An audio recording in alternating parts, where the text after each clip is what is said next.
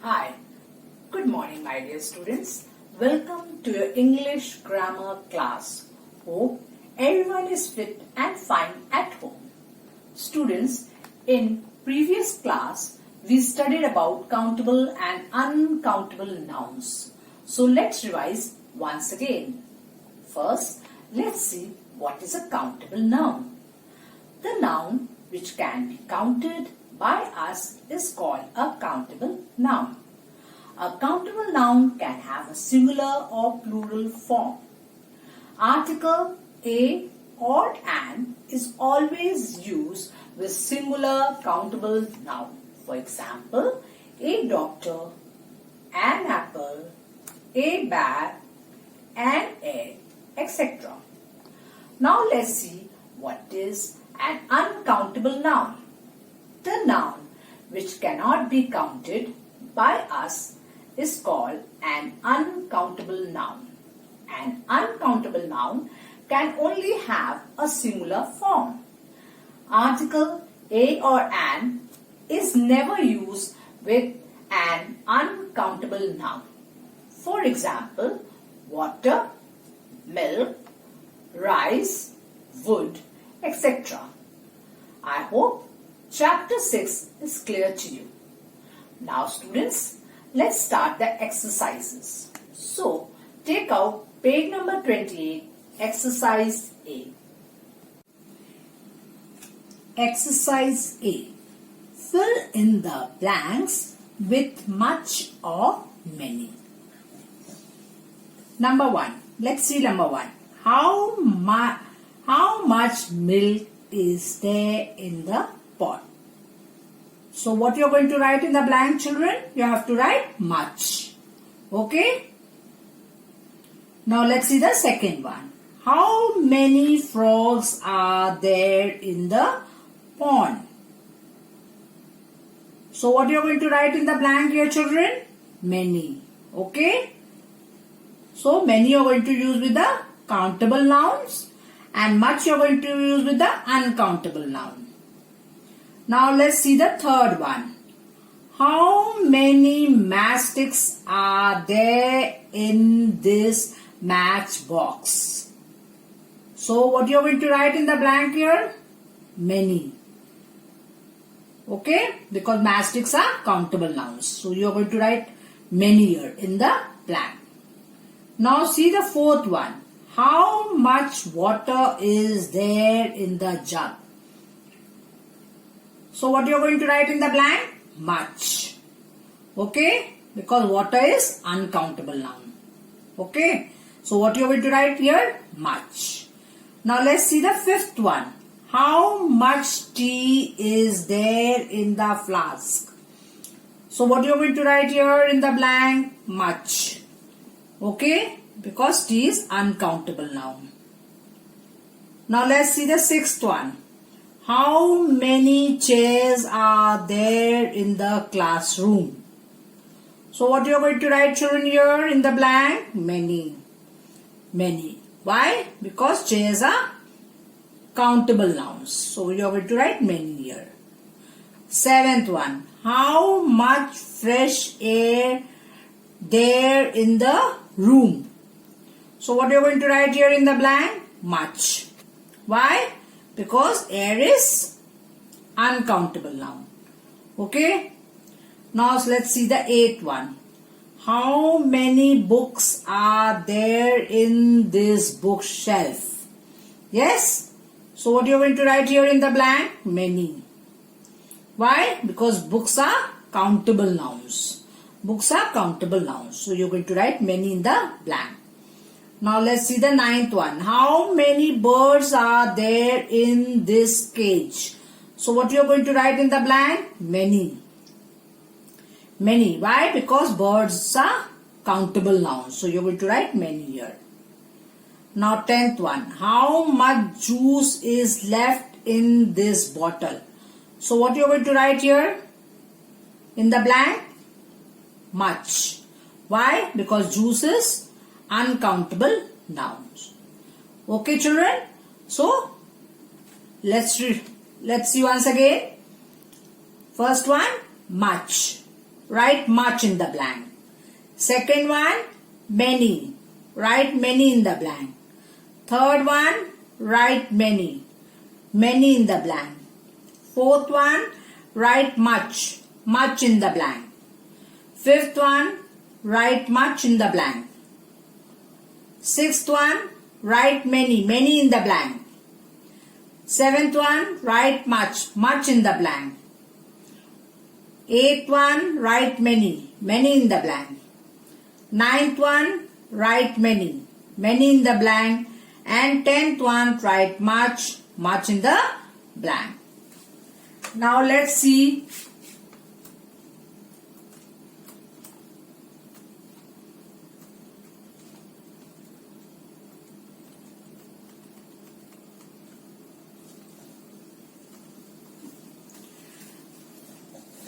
B. Joy drill. Write C for countable and U for uncountable nouns. So, for countable, you are going to write C. Okay. And U for uncountable nouns. See here. Can you see? Here the boxes you have to write here in these boxes. If it is countable, write C, and if it is uncountable, you have to write U. Okay. For countable, you have to write C, and for uncountable, you have to write U. Now, can you count chair? Yes. Then write C. C. Can you count rice? No. Then write U. Okay. Now here. Can you count ice cream? No. Then write U. Can you count eggs? Yes. Then write C. Can you count salt? No? Then write U. Now next one. Can you count ketchup? No? Then write U. Then can you count fries? Yes? Then write C. Can you count meat? No? Then write U. Can you count tomato? Yes? Then write C.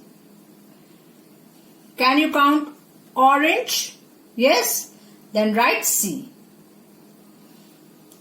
Here also, can you count this meat? No? Then write U. Can you count burger? Yes? Then write C. Can you count juice here? No? Then write U. Can you count bread here? No? Then write U. Can you count sandwich? No? Then write C.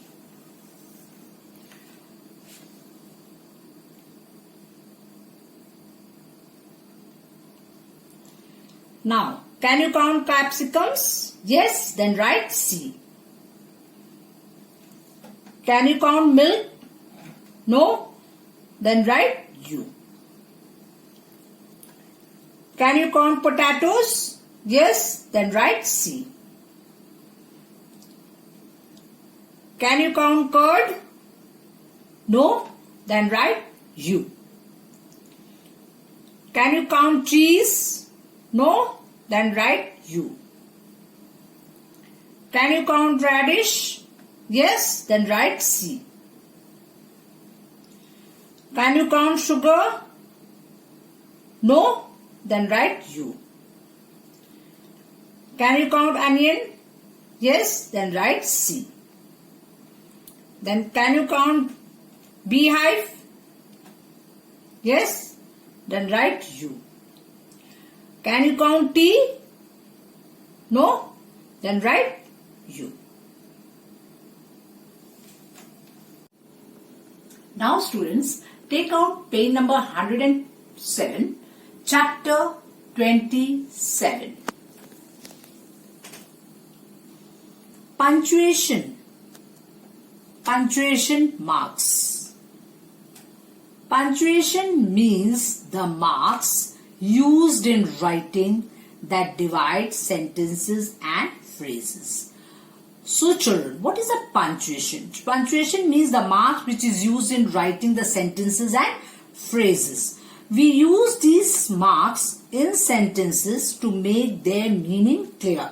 So, if we have to make the meaning clear in sentences, we have to use these marks, punctuation marks, okay, to make the sentence clear.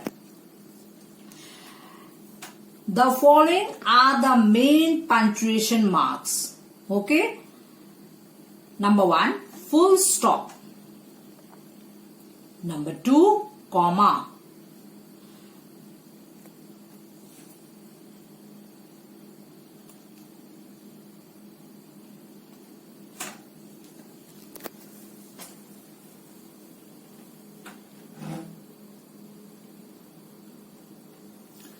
Number 3, question mark.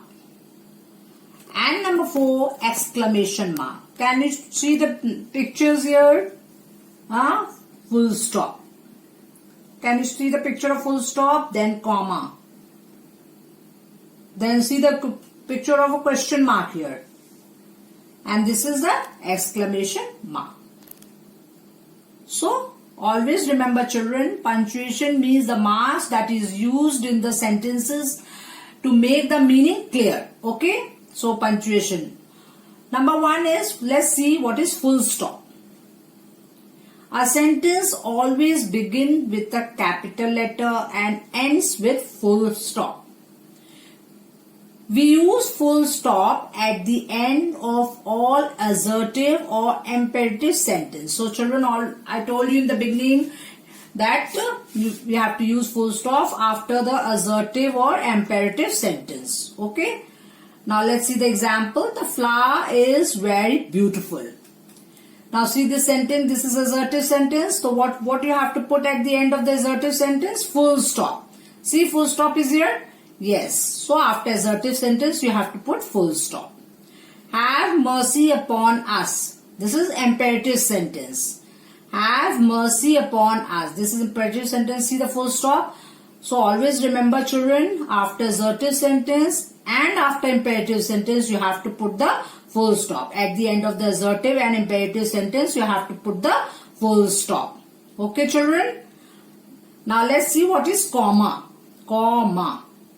The comma is used to show a little pause. It is used.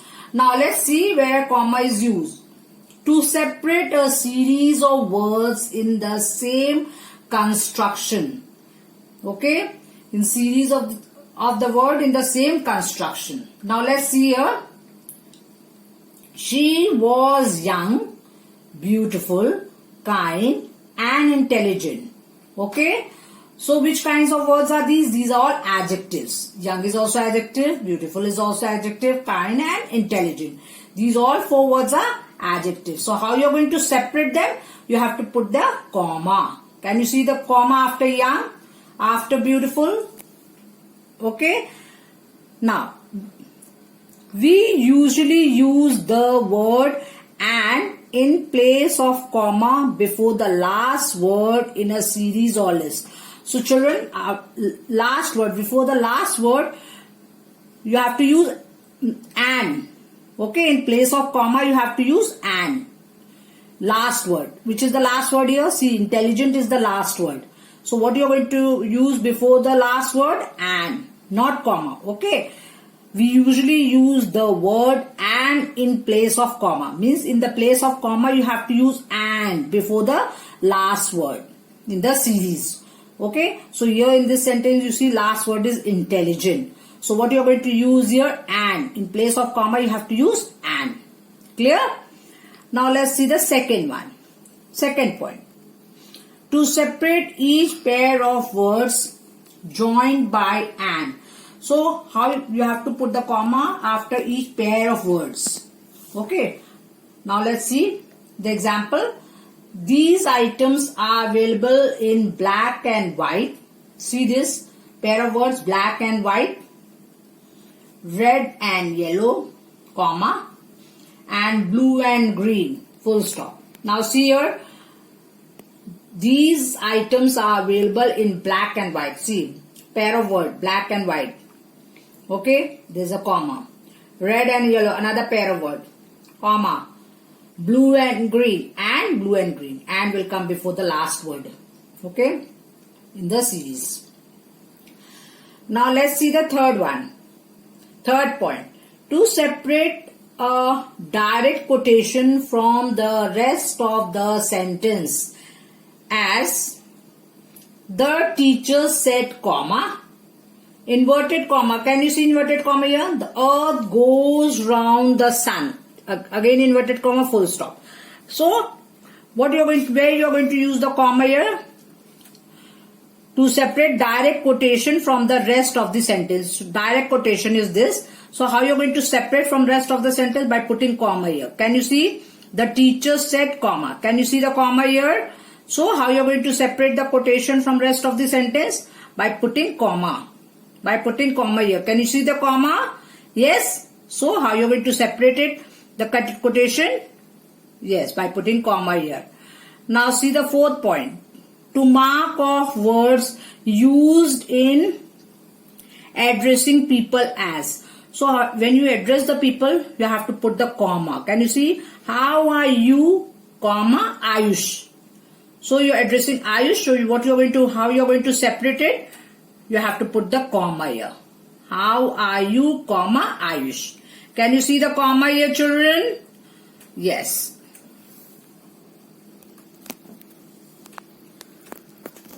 Now, let's see the third one. Question mark. The question mark is used after a direct questions. So, in the beginning also, in that lesson, kinds of sentences, you learnt about the question. So, where are you going to write the question mark? After the question. The question mark is used after a direct question. Means after the question, you have to use question mark. Can you see the question mark? When will the rain stop? When will the rain stop? Question mark. What are you doing? Question mark. Okay. So where you are going to put the question mark? After the question. After the question, you have to put the question mark. Now let's see the exclamation mark. This also you learned in kinds of sentences. The exclamation mark is used at the end of words that show joy, sorrow, wonder. These words are called interjection. Now children, after interjection, you have to put the exclamation mark. Remember children, you have to put the exclamation mark after the interjection. Now let's see. Hooray! We have won. Now after hooray, you see exclamation mark is there. Can you see the exclamation mark? Alas, he has died. Now after alas, can you see the exclamation mark? He has gone. After also exclamation mark. Can you see after interjection there is a exclamation mark? Yes. These are the words which shows joy, sorrow and wonder. Okay. Joy, sorrow and wonder. Like hooray shows joy. Alas shows sorrow. Shows wonder. So you have to put the exclamation mark after interjection. Okay. These words are called interjection. Hooray, alas, these are all interjection. So you have to put the exclamation mark after interjection. Can you see the exclamation mark after hooray, after alas, after Okay, so let's see what is where you have to use the capital letter. Capitals are used to begin a sentence. So where are you going to use the capital letter to begin a sentence? He is a good boy. So see. First letter. Can you see the first letter? H. Yes. So H always begin with a capital letter because H is the first letter of the sentence. So first letter you have to write in capital letter. Now see the next one. Next point. To begin each fresh line of poetry. Now when you're writing the poetry, you have to start the first letter with a capital letter. See, twinkle, twinkle, little star. Now swing twinkle, T, capital. How I wonder what you are. Now see how H is capital letter. Up above the world so high. Now can you see U here in capital letter.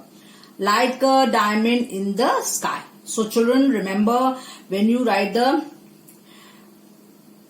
poetry, so each line you are going to write in capital letter. Means first letter will be in capital letter.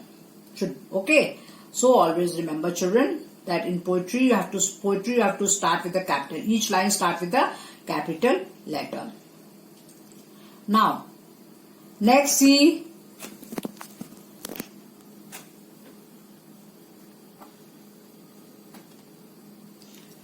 third one. To begin all proper nouns. So children, this proper noun also you have to start with the capital letter. I explained this proper noun in previous lesson, proper and common noun. Then also I told you that you have to start the proper noun with a capital letter. So always remember children, proper nouns start with a capital letter. Like Ramesh. Ramesh is a special name. Yes. So you have to start with a capital letter. Archana. Archana is also a special name. So you have to start with a capital letter. Agra. Agra is also a special name. So you have to start with a capital letter. India. India is also a special name. So you have to start with a capital letter. So always remember children, proper nouns start with the capital letter. Okay. Now next is fourth one. To write the pronoun I. Now pronoun I. Okay. So, my friend and I went to the market. Now, can you see the I here? Always write I also in capital letter. Okay. This pronoun always you have to write in capital letter. So, once again I'll show you full stop. So, full stop. Where are you going to use full stop? After assertive and imperative sentence. Remember children, when you are writing assertive or imperative sentence, you have to put the full stop. Now comma, where you have to use the comma? When you have to separate the series of words. Okay, you have to put the comma. Next, when you have to separate the pair of words. When you have to separate the pair of words, you have to put the comma. Then third, where to use after the quotation. To separate the rest of the sentence and quotation, you have to put the comma. Can you see? To separate direct quotation from the rest of the sentence. So you have to put the comma there also.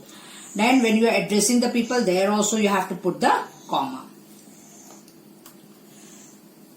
Now, question mark. Question mark you have to use after the question. At the end of the question, you have to put the question mark. You always remember children, at the end of the question, when you are writing the question, you have to put the question mark. Okay. Exclamation mark after interjections. Can you see the interjection like hooray, alas, ah. These are all interjection words. Okay. These are all interjections. So you have to put the interjection after the exclamation mark, after the interjection. Can you see? After hooray, exclamation mark is there. After alas, exclamation mark is there. Then after exclamation. So after interjection, you have to put the exclamation mark. Now capital letters also. And when you are beginning the sentence, you have to start with the capital letter. When you are writing a sentence, you have to start with a capital letter. And when you are writing the poetry also, you have to start with the capital. Each line you are going to write in the capital letter. First letter should be in capital letter, like twinkle, twinkle, how I wonder, up above, like. So always start with the capital letter. Each line you are going to start with the capital letter. Now, proper nouns. All proper nouns also you are going to write in capital letter. These are special names, so you are going to write in a capital letter. Like Ramesh, special name, Archana, special, Agra, India. These are all special names, so you are going to write in capital letter. Now last is to write the pronoun I. I is also pronoun, you have to write in capital letter.